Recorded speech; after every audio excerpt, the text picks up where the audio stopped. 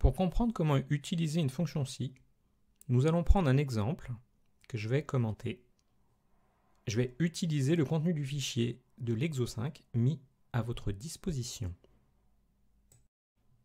Avant toute chose, on peut se demander pourquoi il faut utiliser une fonction si dans ce cas-là. Alors notre cas, c'est on doit remplir les cellules de I6 jusqu'à I10. On doit les remplir soit du texte au Bravo, soit du texte continue vos efforts. Et quand est-ce qu'on doit remplir par Bravo ou par continue vos efforts? C'est par une comparaison avec la moyenne. Si la moyenne de l'élève est supérieure ou égale à 12, c'est le mot Bravo. Sinon, c'est continuez vos efforts. Ce qui doit vous amener à sélectionner une fonction si, c'est les situations de travail où vous devez remplir une cellule soit par un contenu A, soit par un contenu B. Et que pour décider si c'est le contenu A ou le contenu B, il est question d'une comparaison. D'évaluer une comparaison si la comparaison est vraie ou si elle est fausse.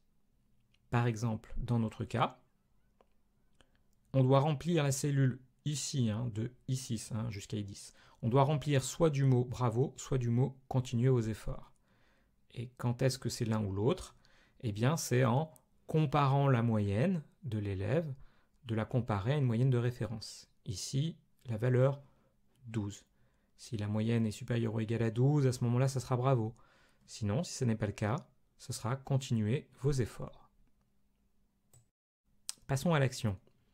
Le but va être d'écrire la formule si. En tout cas, dans un premier temps, on va utiliser un assistant qui va nous aider à réaliser la fonction si. Avant toute chose, on va devoir calculer la moyenne. Donc, avant de se lancer dans la formule si, on va sélectionner toutes les valeurs chiffrées, on va déborder comme ça d'une colonne pour forcer à obtenir une moyenne automatique au bout de chaque ligne. Ça, c'était le point de départ. Et maintenant, effectivement, nous allons utiliser l'assistant pour réaliser la formule si. Alors, il y a plusieurs méthodes pour obtenir un assistant dans Excel.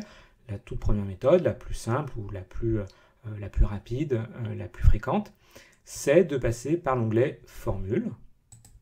Dans l'onglet Formule, on constate qu'on a différentes catégories. En fait, les fonctions ont été rangées dans des catégories par Microsoft.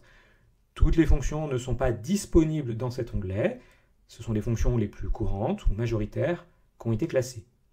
En l'occurrence, pour obtenir la fonction si, on va dans Logique, et parmi les différentes fonctions logiques, on a bien sûr accès à la fonction si. Et voilà la fenêtre de l'assistant qui va nous aider dans les réalisations de cette fonction si.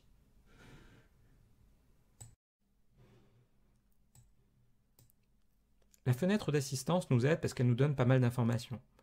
La première information ici, c'est de voir les arguments qui sont utiles pour réaliser une fonction si. Par exemple, là, j'ai besoin de 3 arguments. Test logique, valeur si vrai, valeur si faux. D'autre part, comme information, j'ai des petites descriptions de ce qu'attend Excel. Je vais prendre un exemple, un test logique. Excel attend à ce que je lui mette une valeur ou une expression dont le résultat peut être vrai ou faux. Ça, je dois dire que ce n'est pas toujours très explicite. Concrètement, le test logique, en fait, c'est la comparaison. La comparaison que Excel sera capable d'évaluer pour dire si cette comparaison est vraie ou fausse. Dans notre cas, cela consiste à regarder, et je clique dans la cellule H6 qui correspond à la moyenne de l'élève, de regarder si cette moyenne est supérieure ou égale à une valeur de référence qui est dans notre consigne 12. Finalement, un test logique, c'est donc une comparaison, et une comparaison, c'est, j'allais dire, un truc, un comparateur, un bidule. Le truc ici, c'est la moyenne. Le comparateur, eh bien, ici, je vous ai mis la liste des différents comparateurs disponibles. Le strictement supérieur, le inférieur, le supérieur ou égal, l'inférieur ou égal. De tester l'égalité, si deux choses sont identiques. Ou à l'inverse, de tester si deux choses sont différentes. En l'occurrence, le bidule ici, c'est la moyenne de référence, c'est 12. Et d'ailleurs, je vois qu'Excel est capable de réaliser cette comparaison. Il est capable de me dire, c'est vrai que 12,67 est supérieur ou égal à 12. Et donc, logiquement, pour pouvoir poursuivre la réalisation de cette fonction-ci, je vais lui dire qu'est-ce qui se passe quand c'est vrai. Eh bien, la consigne m'indique qu'il faut taper le texte bravo. Bah, littéralement, je écris bravo. Et donc, valeur si faux, ça va être l'alternative, c'est continuer vos efforts.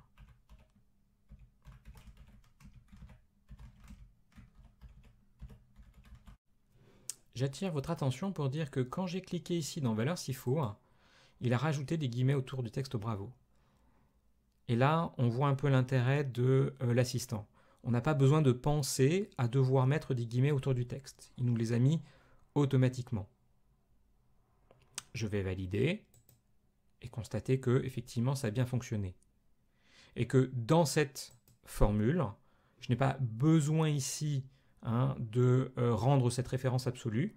C'est surtout dans mon intérêt d'ailleurs que cette référence devienne H7 si je veux avoir l'appréciation pour la ligne suivante, H8 pour les lignes suivantes, etc. etc. J'en fais la copie. Et voilà. J'attire votre attention en cliquant dans la cellule I6. Le but en fait est de regarder la barre des formules, de voir réellement ce qui a été écrit par l'assistant. L'assistant, il faut savoir s'en passer dans Excel. Une première raison, c'est par apprentissage, par pédagogie. La deuxième raison, c'est qu'elle nous est utile lorsque l'on veut faire des imbrications de fonctions. Et ça, ce sera l'objet d'autres apprentissages au cours de votre formation. Bon, concrètement, il y a un schéma qui s'applique à toutes les fonctions d'Excel. À savoir que si on doit saisir une formule, en l'occurrence qui fait référence à une fonction, on met un égal, on met le nom de la fonction, on ouvre la parenthèse. Ça s'appelle la syntaxe finalement, de respecter cet ordre-là. À l'intérieur des parenthèses, on met les arguments utiles à la fonction. Et chaque argument est séparé par un point-virgule. Et en l'occurrence ici, on a des arguments qui demandent finalement à faire afficher du texte. Et donc bravo et continuez vos efforts sont mis entre guillemets. C'est la syntaxe pour dire on veut faire afficher du texte.